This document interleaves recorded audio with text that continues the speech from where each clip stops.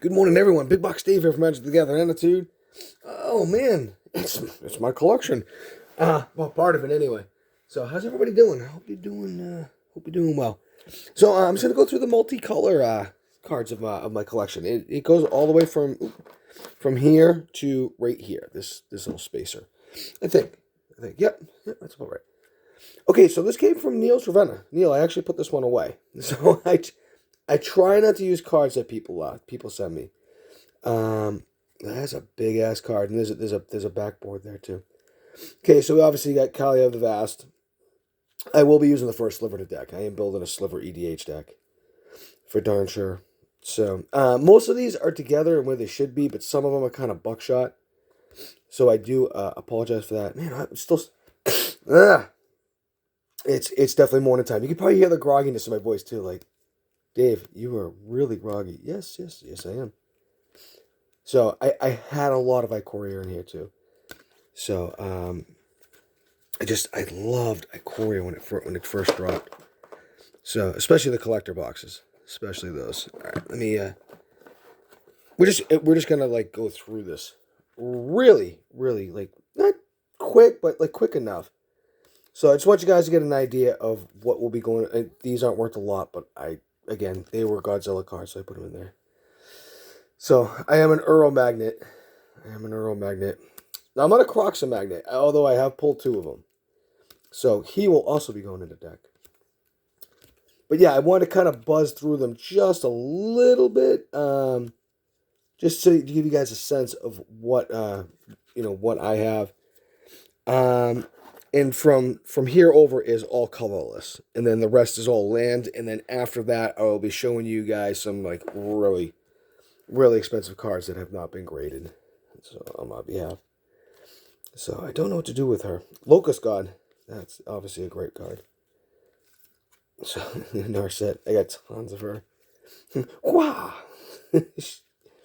So cool, man. So Moss used to do that. Oh man, I like where that guy's head's at. He is funny. He makes me laugh. So Haley, she's a thing, man. She's a thing. I got a few Fiend Artisans. And if Omnoth wasn't banned, he just wasn't banned. I'm just saying. He's disgusting. He's ridiculously good. So let me know if the speed is good on these, by the way, guys. So if I'm going too slow, going too fast, you can always pause it too. I actually made a deck out of that card. There he is right there. Zedru. It's a pretty good deck too. Sphinx's Revelation. It's not even that expensive. Some of them that are in here, I don't know why I put them in there. Like Garth One Eye, it's worth like 75 cents, maybe. So that's a great card. Great card. She's not worth anything. Actually, I'm gonna pull her out. I don't know even why I put her in there. This is when this set I started getting back into Battle for Zendikar. Again, this is 8 years of collecting, guys. So forgive me on that. So there may be some cards in here that aren't that good. That are not that good. And I'm talking like value-wise and whatnot. It should be just like in a regular binder. So, anyway. So how's everybody doing today? I hope you are doing very well. I was working out, and I was watching the 2000 version of Hamlet. So, that was my favorite book to read in high school, believe it or not. I know what you're going to say, like, ooh, Dave, uber dork. Like, yeah, no. It's like, it's a sick and twisted story. It really is. But the movie's just terrible. It's got Ethan Hawke in it. I mean, it's, nothing Ethan Hawke's a bad actor, but it's got Ethan Hawke in it. That's all I'm going to say, man. And I got nothing against Ethan Hawke. It's just, he's no Leonardo DiCaprio. I mean, let's face it, guys. So say what you want about Leonardo DiCaprio. That guy can act. That guy can act, man. Oh my God. All right, here we go. Anyway, no, it brings me back to like going through that book. I had to read it in high school and in college, and I like the college version better just because I kind of understood it a little more, and it was just a better read. I'm like, oh my God, man, what a twisted story. Just I'll tell you what. Just if you don't remember Hamlet, just wiki it, and it'll walk you through the steps of it. So the things that were going on then in that time are going on this day and age. So anybody who says the world is going to crap, listen, the world has not changed. The world is what you make of it, and the only person you can change in this world is yourself. That's a true story. So don't forget that. Don't forget that. And so, I mean, those types of plays and or movies is a depiction of life, what people see, all right, and how people see themselves. And it's true. It's very true. So I guess that's why I kind of like it. So again, so when someone says, "Oh, the world is getting so bad," I'm like, dude, listen, the world's always been bad. But what are you? Are you bad? Are you good? Are you the one that just kind of a lone wolf? You stand alone. You know what I mean? So lightning helix, by the way. So I had to write that one down. Jeez, man, some of these cards are a little sticky. Sorry about that. Niv isn't reborn. That's definitely a different one. Eerie Ultimatum. These have gone way up. Lindy. All right. And guys, remember, this is, again, that's from Matt Caster Mage. You may see, there's another one from Matt Caster Mage. You may see some cards in here that you're like, hey, I sent you that. So, Solkanar, yes. That came from Coach, but I believe it was from Savannah Lion. I think Savannah sent me that one. So it was Coach, Savannah, and somebody, I think it was Paws or something like that. They all bought me like a Christmas gift, and that was part of it. So this next card you're about to see is actually from my original Ice Age collection. Back in college, I pulled this card out and never used it. Just put it in a binder, and there she is right there. And there she is right there. So, even never using it. See, she got a little play on there. So, I'm sorry, it's a Legends card. Excuse me. Not a... Did I say Ice Age? Yeah, it's early in the morning. I hate this card so much. I really do. But it's foil, and I remember pulling it. It's like $12 or something like that. Told you guys, Euro magnet. I attract Euros. I am starting to attract mana drains. And that is a thing. That is a thing. All right, here we go. Oh, yeah, Arlen Pack Soap. That's right. I remember pulling that foil. That was nice. I love that. Is definitely going in a whatchamacallit, into a deck. Brian Giles, thank you. Again, these are things that I keep. These are things that I keep, bud. So, I don't use those. I will go through my decks at some point, too. So, you guys will see them. I really do have a lot of decks. I have, that backpack that I sent Posy Brown and Joey Moss. I have one of those backpacks, and it is absolutely chock-filled with decks. So, I love to play. I love to build decks. And that is a fact. That is a fact. Okay. Ooh, that's a land. That shouldn't be over there. That should be over here. Here. All right, there's another Earl. Damn you, Earl. You keep showing up, man. We're actually going through this kind of quick. So if I go through it fast, I will start going into the colorless cards. So, for Matt Caster. There we go. There's a card in the back, too. Yeah, Morphic Pool as well. From Baldur's Gate. Yeah, buddy. Yeah, buddy. Just got that one. So, and when Jotha first came out, she was worth a little bit. So, again, I threw her in a hard sleeve. But, as we know, she's like... Well, the foil version's like, $3 or $4, something like that. But, again, I try not to put anything in top loaders unless it's really, really, really good. I love that card. Clothy's busted. Sliver Hive Lord, that's definitely going in a Sliver deck. Jetmere Nexus of Revels. Oh, that was the... oh, yeah, I gotta stop this one for a second. It was originally like $60, too. This is a gilded foil Jetmare, and I pulled this out on a show. Like, these gilded foils are freaking, like, just gorgeous. There's no other way to say it. It does not do it justice. But that was a good hit. That is the I'm sure there's been other shows that have had some gilded foils in there. And, like, more expensive than that. There's another Earl. But that one was pretty darn cool. So if you notice it again, Assassin's Trophy. All right, here we go. Yeah, that's the first and only one I've ever pulled. I want to make an Azorius deck, but I don't want to make an Azorius deck. They even piss me off. White blue absolutely just goes up my ass sideways. Let me know if Azorius goes up your ass sideways. So here we go. Yep, I remember pulling that. Savannah Lion sent me that. So he also sent me that as well. There it is right there. Always give credit to whoever sent me stuff. Neil Trevena sent me this whole stack of stuff. So, and that's my first and only Ghidorah. I've never pulled a Ghidorah. So, Skeleton Ship and a Frenetic Afreet. So those definitely came from my Izzy Jam packs. Yeah, we're only 10 minutes in, or almost 11 minutes in. We'll keep going here. So, all right, here comes some nut busting stuff right now. All right, starting off with Chalice of the Void. I do have the foil version of this. It's the only foil of it I pulled. I've given 3 of these away because I am 100% a Chalice magnet.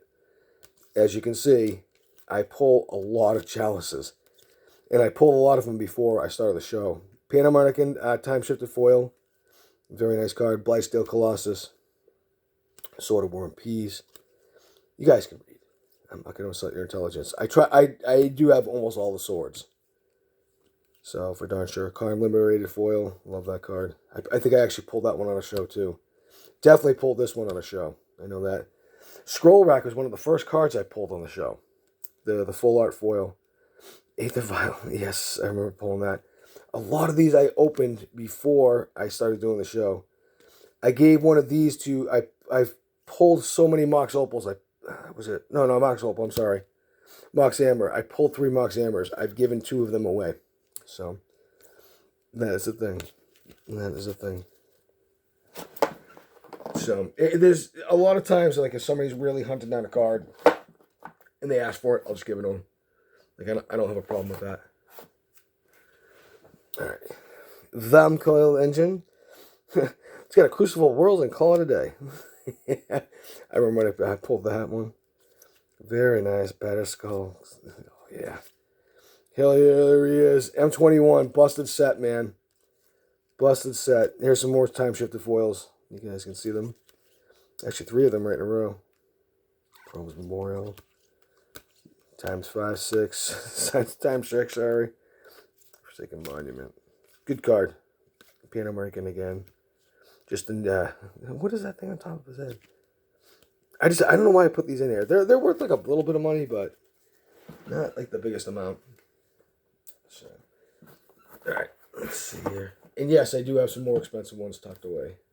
I do. All right, yeah, we're gonna go through these. We're gonna make it. We're gonna make it after all. All right, there we go. Mechagodzilla. Those were buy a box promos. I gave one of those to my friend Rudy. Kazi again, Engineered Explosives when it was actually worth a ton. Nice Conceptor. Shadow Spear Full Art Foil. Or Borderless Foil, whatever they call it. Staff Domination. I play with that card.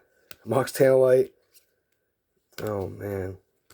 I have so many good colorless and you know, artifact cards in there. So I will be using these. You got to use them. You got to play them in decks. Whether you proxy them or not, it doesn't matter. You got to play them. So, anything that anybody has sent me, I will try not to play just because it's from a whatchamacallit standpoint. I can't think of the term. But, again, Cauldron Complete and Scion of Draco worth a lot when they first came out. Not a lot, just a good amount. Tons of Mox Tanalites coming up. I bought 8 of them and they were like $3. So, that was by the way, it's Joey Moss. I was just going to say, Joey Moss suggested that you buy a Mox Tanalite. And he was right. It shot up to like almost $10, and then it's back down to like $7 or $8. Walking Ballista from Matt Caster. Oops, sorry guys. Good amounts of just artifact power here. That's from Matt Caster. That's from Coach. That was part of my Christmas gift. The original D&D. Chris Patton sent me this. Thank you, Chris.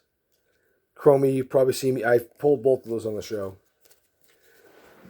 So I pulled a lot of juice in the show. I have. I had a lot prior to starting the show.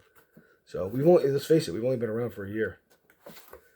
We are very small and we are very new. But I just want to show you what you guys are dealing with when it comes to my collection. It's nice. It's like I love looking at other people's collections too. So that's why I like doing this. Because you guys get to go, oh yeah, I really like that. Or oh, Dave, that absolutely sucks. Your collection's horrible.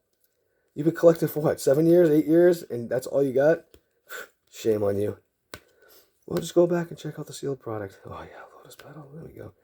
And I bought I think 8 of these when they were like $1, something like that. Ice Cauldron. It's a reserveless card from Ice Age. So not worth a ton, but worth a little bit. It's worth it. It's got a little pop in it. All right, we're almost done here. A little pop and stuff. All right, here we go. General's Kabuto. I love that.